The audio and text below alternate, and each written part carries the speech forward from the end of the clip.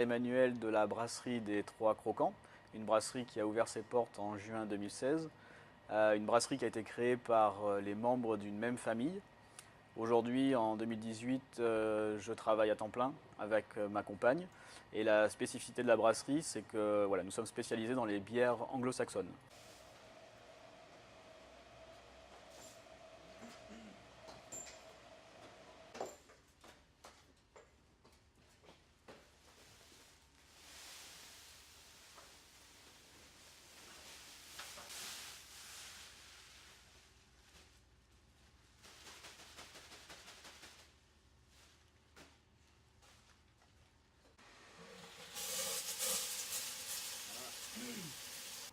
Alors pour faire une bière, la première étape, ça va être de peser, de préparer sa recette. Donc les différents céréales qu'on utilise, principalement l'orge maltais.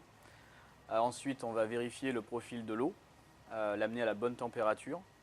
Puis la première étape, ça va vraiment être de mélanger ces deux ingrédients dans la cuve d'empâtage, ce qu'on appelle l'empâtage. Pendant on a 60 minutes en fait où l'amidon qui est contenu dans le grain va se transformer en maltose. Donc le maltose étant le sucre qui permet ensuite aux levures de créer de l'alcool et le dioxyde de carbone.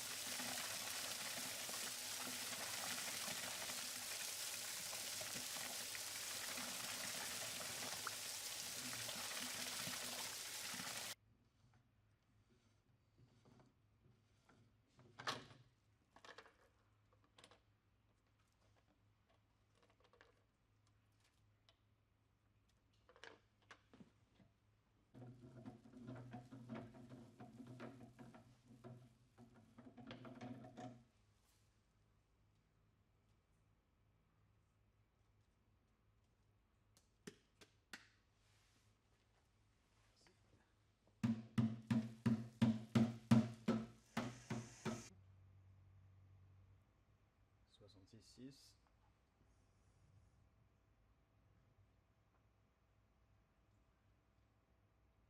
66,5,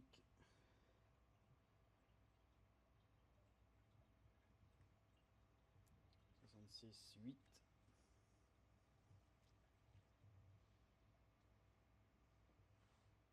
et 66,7.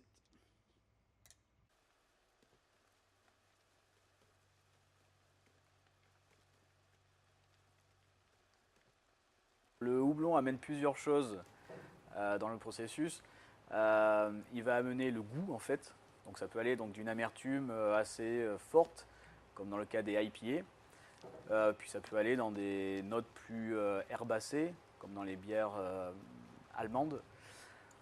Ça amène donc aussi un côté, ça peut amener un côté résineux ou un côté d'agrumes, des notes d'agrumes. Et puis très important aussi, on l'utilise pour ses propriétés bactériostatiques. Ça veut dire qu'en fait, ça empêche les bactéries de se développer après dans un fût, dans une bouteille. C'est pour ça que ça a été historiquement utilisé depuis à peu près 5 ou 600 ans.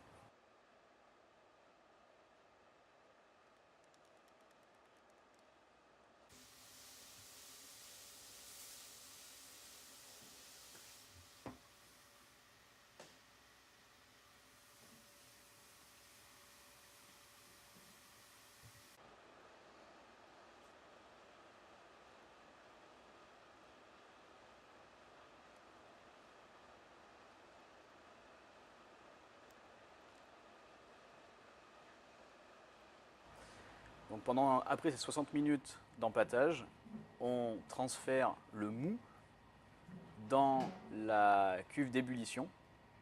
On porte le mou à ébullition pour le stériliser, tout simplement. Puis aussi pour rajouter le houblon, où les résines vont pouvoir se solubiliser dans le mou. On va aller chercher l'amertume, mais aussi les notes plus aromatiques, comme des notes d'agrumes ou de citron vert.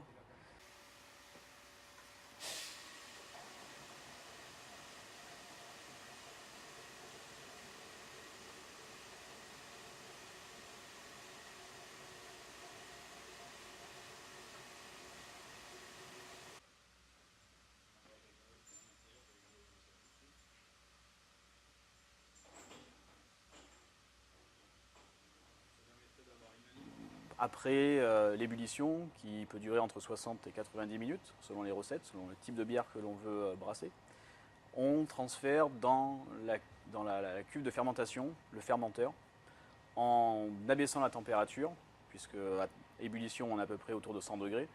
On va faire baisser la température à 20 degrés Celsius, qui est la température idéale pour la fermentation, puisque les levures sont des organismes vivants et que 20 degrés, entre 18 et 20 degrés, c'est leur température idéale.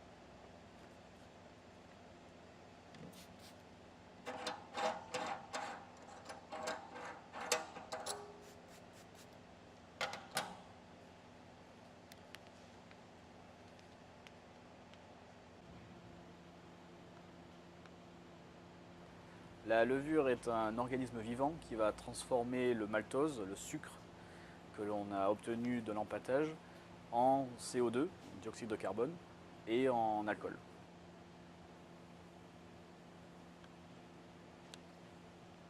On entend par bière anglo-saxonne des bières où en fait ce qui ressort le plus c'est le houblon. Dans chaque style de bière, il y a toujours un ou deux ingrédients qui ressortent vraiment, donc au goût. Sur les bières belges, on va plutôt être sur des bières alcoolisées et maltées, sucrées, avec le houblon qui est plutôt en arrière, plutôt en retrait. Les bières anglo-saxonnes, on met vraiment le houblon en avant. Donc ça va du résineux au côté vraiment agrume.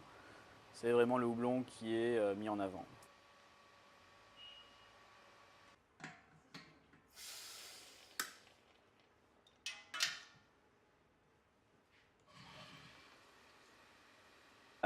Les stouts, qui sont en fait des brunes anglo-saxonnes, ce qui ressort beaucoup, c'est le malt torréfié. Donc on va avoir presque des notes de café, cacao qui ressortent.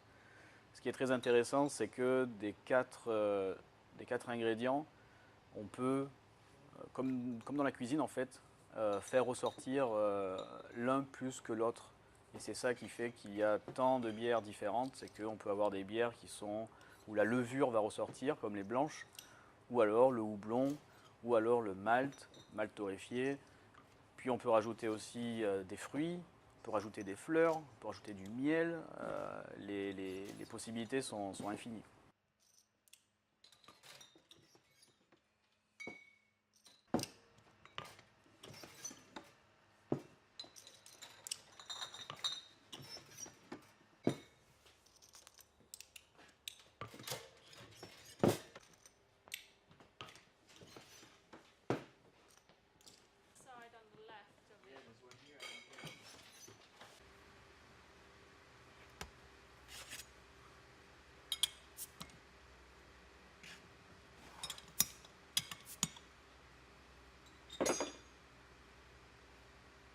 Santé. Cheers.